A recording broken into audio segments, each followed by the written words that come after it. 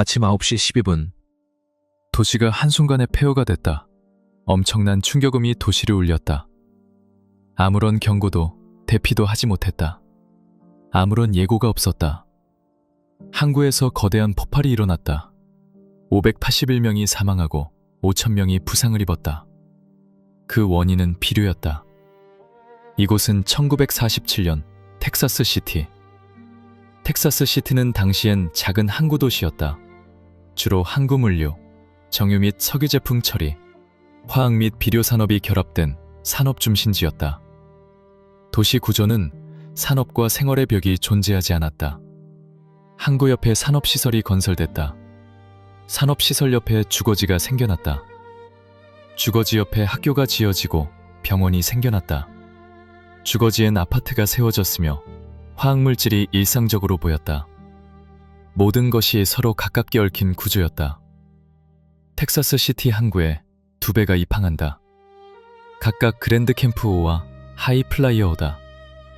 그랜드 캠프호는 네브래스카와 아이오와에서 제조된 질산 암모늄 2,300톤을 적재하고 있었다. 하이 플라이어호는 질산 암모늄 1,000톤과 황을 적재하고 있었다. 질산 암모늄은 주로 농업용 비료에 쓰인다. 2차 세계대전 이후 민간 산업의 핵심 물질로 평가받았다. 어떤 학자는 이 물질이 없었으면 인류는 아직 풀뿌리를 캐며 살아가야 했을 거라고 평가했다. 질산 암모늄은 전후 남아도는 폭약 생산 공장에서 폭발적으로 생산됐다. 민간 수요 또한 폭증하였으며 폭발물보단 비료에 가까워졌다. 때문에 대량으로 저장, 운송했다. 보관의 경우에도 수십 수백 톤을 쌓아놔도 터지지도 불이 나지도 않았다. 그래서 사람들은 질산 암모늄을 폭발물보단 단순히 비료라고 생각했다. 4월 16일 8시경 한 배에서 화재가 발생했다. 항구에서 연기가 피어오르자 너나 할 것 없이 사람들이 몰려들기 시작했다. 불을 진압하기 위해 의용소방원 27명이 출동했다. 산원과 의용소방원들은 불을 진압하기 시작했다. 하지만 1시간이 넘어가도 불은 꺼지지 않았다. 이 선장은 다신 되돌릴 수 없는 결정을 한다. 9시경이 되자 선장은 화물을 지키기 위해 화물칸 내부로 증기를 주입하라고 명령했다. 1940년대 선박 화재는 일반적으로 물을 뿌리는 게 아닌 증기를 주입했다. 증기로 산소를 밀어내 산소를 차단시켜 불을 끄는 방식이다. 물을 뿌리면 화물이 물에 젖기 때문에 이 방식이 선호됐다. 증기가 주입된 후 화재가 진압되리란 예상과 달리 선박에서 주황색 연기가 뿜어져 나오기 시작했다. 주변 바닷물은 고열로 끓어올랐으며 증기가 새어나왔다. 화재가 난 선박의 이름은 그랜드 캠프호. 2,300톤의 질산 암모늄이 적재된 선박이다. 질산 암모늄의 경우 증기와 닿으면 이산화질소로 변한다. 이산화질소는 화재를 악화시켜 증기를 팽창시켰고 내부의 압력이 증가했다. 앞서 말했듯이 질산 암모늄은 원래 폭발물이다. 하지만 조건이 까다롭고 비료로 쓰였기 때문에 걱정은 없었다. 까다로운 조건은 바로 고열 밀폐, 대량 적재. 질산 암모늄은 일정 온도 이상 올라가면 열분해가 시작된다. 그 과정에서 산소, 질소산화물, 수증기 등 기체가 급격히 발생하고 그 기체가 빠져나갈 공간이 없으면 압력이 쌓여 폭발한다. 현재 선박은 화재 및 주입된 증기로 고열로 타오르고 있다. 2,300톤이 적재되어 있으며 화물칸은 개방된 공간이 아니다. 모두가 선박을 구경하던 그 순간 거대한 폭발이 일어났다.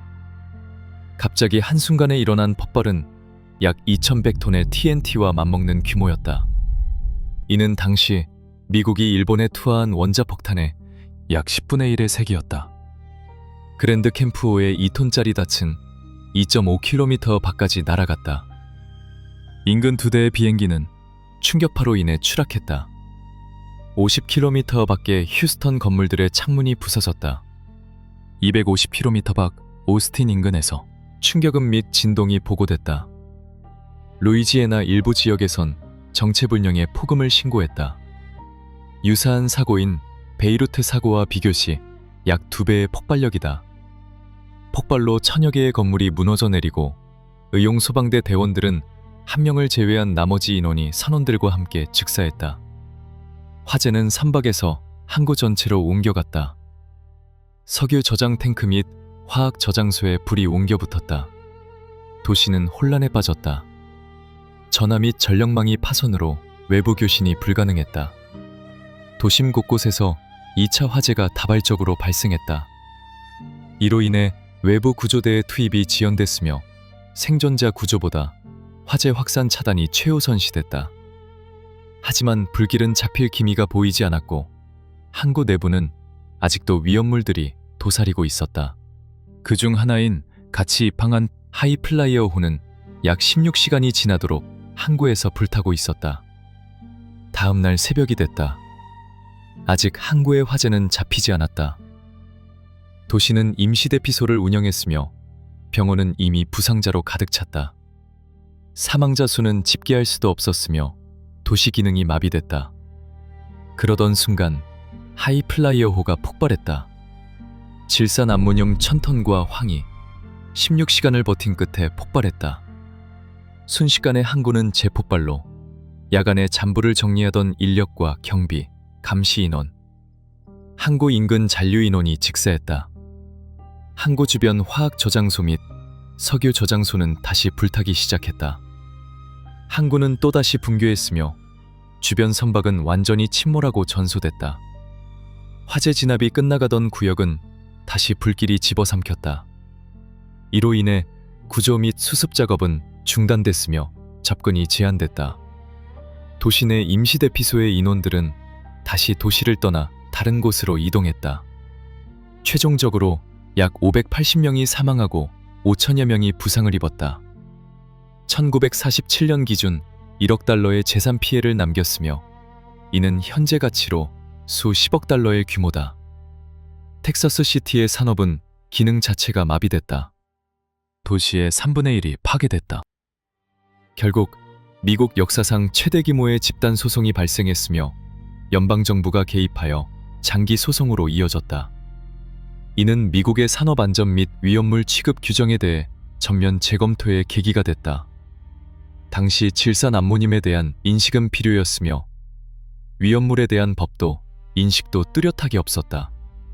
결국 집단 소송의 결과는 연방정부 무죄 선사 및 화물 관련 업체의 경우 기각으로 끝났다. 대부분의 피해자들은 아무런 보상도 받지 못했다.